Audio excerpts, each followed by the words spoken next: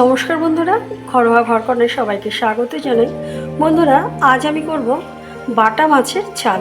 আমরা বাটা মাছের ঝাল সচরাচর সর্ষে পোস্ত দিয়ে করে থাকি, অথবা একটু কোনো সবজি দিয়ে নর্মাল আমরা একটু পাতলা ঝোল করি। কিন্তু আমি আজ একটু আমার নিজের মতো করে অন্যরকমভাবে আমি করছি। তা সেটা করতে আমি কী কী নিয়েছি, এখানে কিছু পরিমাণ বাটা মাছ নিয়েছি, এখানে কিছু কালো সর্ষে, সাদা সর্ষে, একটু আদা এবং কাঁচা লঙ্কা বাটা, এখানে আমি কালো চিনি বাটা নিয়েছি, আর এখানে আছে লবণ, হলুদ, আর এখানে খুব সামান্য পরিমাণ আমি জিরের গুঁড়ো নিয়েছি, আর এখানে রেড চিলি পাউডার নিয়েছি, আমি লাল লঙ্কা নিইনি। এখন সবার প্রথমে আমি মাছগুলোকে নুন হলুদ মাখিয়ে ভেজে নেব। কড়াইয়ে আমি তেল দিয়ে দিয়েছি, এখানে মাছের নুন হলুদ মাখিয়ে নিয়েছি। এখন আমি এক এক করে মাছগুলো দিয়ে দেবো। আমি সব একবারে ভাজবো না, অল্প অল্প করে আমি মাছ দিয়ে ভেজে নেব। বন্ধুরা, আমি 4টে মাছ দিয়েছি, 4টে করে আমি মাছ ভেজে নেব। বন্ধুরা, আমার এই যে মাছটা ভাজা হয়ে গেছে, এখন আমি এই যে কড়াইয়ের মধ্যে যে তেল ছিল আরেকটু আমি তেল দিয়ে দিয়েছি, দুটো শুকনো লঙ্কা দিয়ে দিলাম, এবার কালো জিরে দিয়ে দিচ্ছি। যেহেতু আমি কালো জিরে বাটা দিয়ে করবো, সেজন্য আমি কালো জিরে ফোড়নটা দিলাম। এখন সর্ষে আর কালো সর্ষে, সাদা সর্ষে, কাঁচা লঙ্কা, আদা বাটাটা আমি দিয়ে দিলাম। এটা যাতে না পিছবে সেজন্য একটু হলুদ আর একটু নুন দিয়ে দেবো। এবার আমি ভালো করে নাড়াতে থাকবো। আদার কাঁচা গন্ধটা চলে গেলে আর সমস্ত মশলাগুলো আমি দেবো। যেহেতু সর্ষে বাটা দেওয়া রয়েছে, সেজন্য আমি খুব বেশি ভাজবো না। এবার বন্ধুরা, আমি হলুদটা দিয়ে দিলাম, লবণটা দিয়ে দিলাম, জিরের গুঁড়োটা দিয়ে দিলাম। এবার একটু ভাজা ভাজা করতে থাকবো।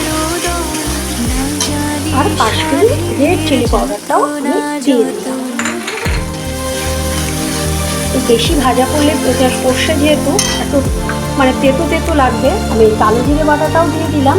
আর মশলা বেটে আমি যে কালো জিরে বেটে যে জলটা হয়েছিল, একটু কালো কালো জল, সেই জলটা আমি এখন দিয়ে দিলাম। এবার একটু হতে দেবো। বন্ধুরা, যেহেতু আমি এটা একটু কারি রাখবো, একদম কষা, খুব একটা ঝোল রাখবো না, সেই জন্য আমি খুব বেশি জল দিলাম না। এবার ঝোলটা একটু টেনে গেলে তারপরে আমি মাছগুলো দিয়ে দেবো। এটা এবার হতে থাকুক। খুব গরম, আমি গ্যাসের ফ্লেমটা বাড়িয়ে দিচ্ছি। এবার হবে রান্না করতে করতে সব মাছের ঝোলটা দিয়ে এখন একটু ছাদে চলে এলাম। ছাদে এসে প্রাকৃতিক দৃশ্যটা দেখি। আমি মাঝে মধ্যেই দেখি, তার কারণ কাল বৃষ্টি হয়েছে আর সকালেও বৃষ্টি হয়েছে, কি ভালো লাগে দেখতে, খুবই ভালো লাগে আমার। হ্যাঁ, মাঝে মধ্যে আসে।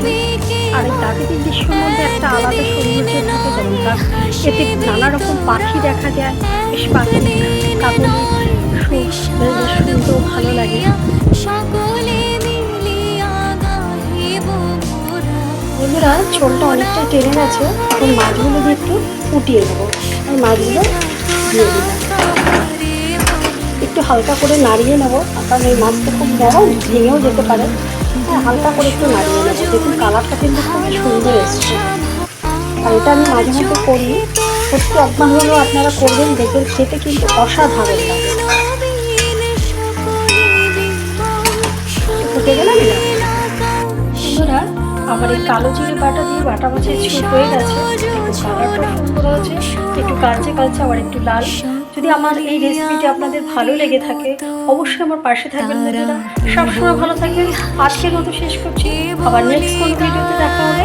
ততক্ষণের জন্য বন্ধুরা ভালো থাকুন, সুস্থ থাকুন। আর বন্ধুরা, আমার ইউটিউব চ্যানেল ঘরোয়া ঘরকন্না নামে আছে, প্লিজ সাবস্ক্রাইব করে আমার পাশে থাকবেন।